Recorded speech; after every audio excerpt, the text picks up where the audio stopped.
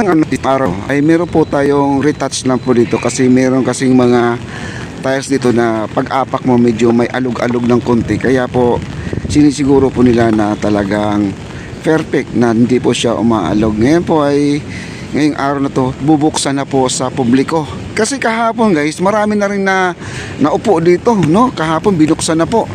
At dito po meron po tayong napapansin, ang ating Intramuros guys, naglalagay po sila ng bagong plaque dito. At sino kaya tong malaking mukha nandito guys, oh? Ayan yung kulay itim na square dyan, yung naka-frame. Ayan, pinalagay po ng ating Intramuros ngayon, no? Nandito ngayon, oh.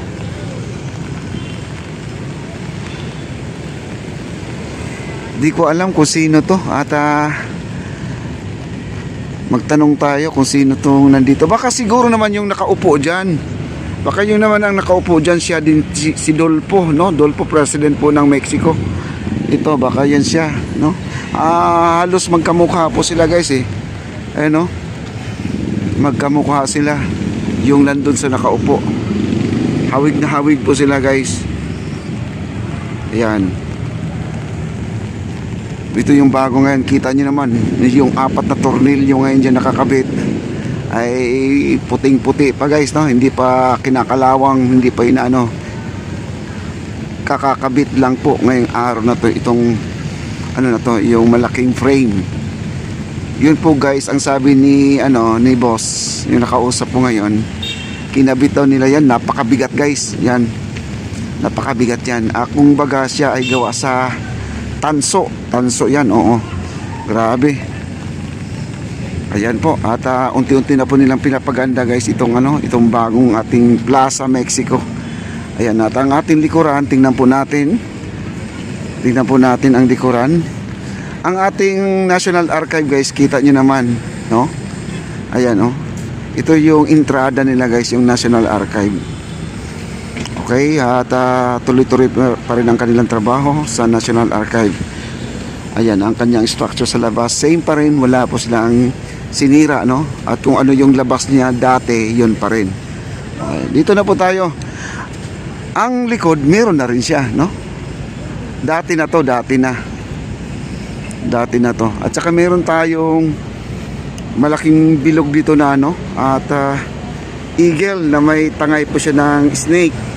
Tapos sa baba, yung nasa baba yung inapakan po niya, para siyang cactus, no? Cactus na inapakan ng agila. Di ko lang alam kung anong purpose nito, anong meaning nito. Parang US mga kaibigan kasi may agila, no? Ayun. At centenaryo na po talaga ito mga kaibigan dahil nasa 100, oh.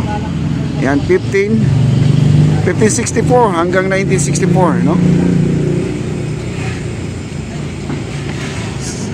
Pang-4 na po na centenaryo. Ayan po, nakikita nyo naman, 1564 hanggang 1964. Ayan, grabe, tagal no? Ayan, pinaganda ng gusto guys ang ating Plaza Mexico. Ayan, tuloy-tuloy lang po tayo. At yung mga ilaw dito sa ating puno ay parang napapansin ko, parang bubuhayin na po nila. May mga kapis kasi dito sa itas guys, no? Maraming mga kapis. Ayan. At ang ating tubig nagsusupply nandyan pa rin para diligan. Pero sa ngayon guys, umuulan kasi, no? At ako'y nakapayong sa ngayon. Wow, grabe. Ang ganda na talaga. Ika nga guys, yung nag-comment doon sa ating video, napakalinis na. Sana naman po daw ay bigyan ng halaga itong ating plaza. At wag naman nilang bigyan ng sakit ng ulo katulad ng basura, vandalism, apak-apakan yung mga damo, no? Irespetuhin po natin guys ang ating mga nandito sa loob ng ating plaza. Kasi ito po ay nagbibigay sigla sa ating sarili. At kung tayo may mga problema, sigurado guys ito ay nagbibigay ng lakas, no?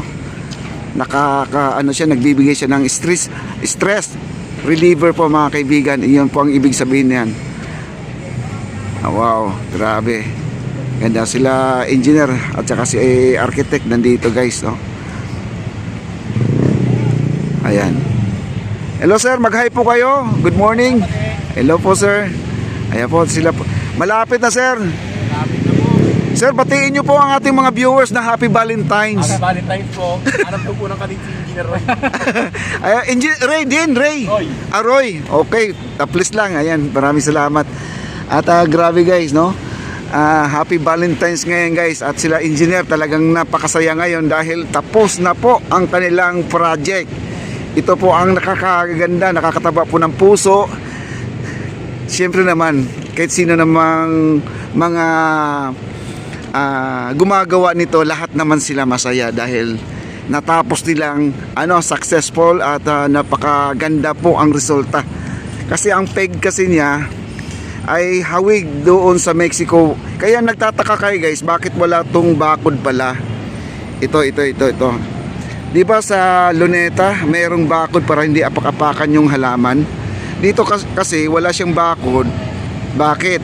Ginaya po nila sa Mexico. Ika nga, ang sabi nga nila, mayroon daw kakambal ito sa Mexico. No? Pati yung ano na yan, yung marker na yan, yung galleon na yan, mga kaibigan. Yan, pareho guys. Nung giniba po yan, inurong dito sa loob para hindi matamaan doon sa sa sidewalk natin, pinasok dito.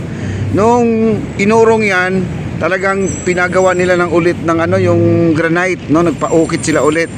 Same lang po kung ano yung nakaukit doon na pangalan, nakasulat lahat.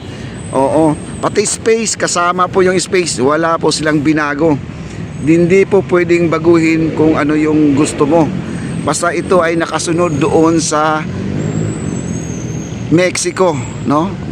Kaya itong ating marker, baka magtataka kayo bakit hindi kinuskos man lang or at hindi po pwedeng gilawin.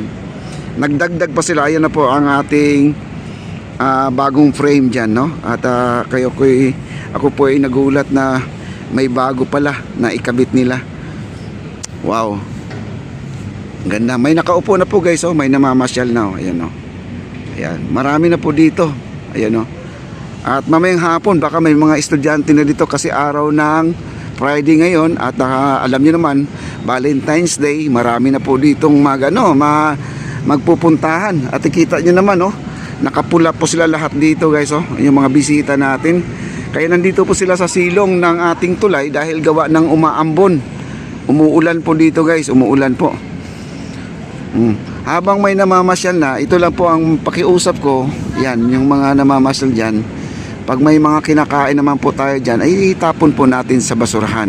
Kung wala naman sila nakikitang basurahan dito, ay pansamantalang ilagay muna sa bag yung basura ninyo at doon na lang po ninyo itapon sa bahay ang mga basura. Wow, ang ganda, oh. Kaya ang sabi ni architect kanina, kasi nabanggit ko tong upuan na yan, ay lagyan ng between sa gitna kasi nangyayari na po dito. May humihiga guys, may humihiga kahapon, nakita ko, no? Gusto nila na may kahoy sa gitna para di makahiga kasi para bumabaluktot ang katawan nila pag may kahoy sa gitna, kumbaga harang. Wow, grabe, ang ganda na talaga. Ito na po ang ating Plaza Mexico. Maraming salamat po sa lahat.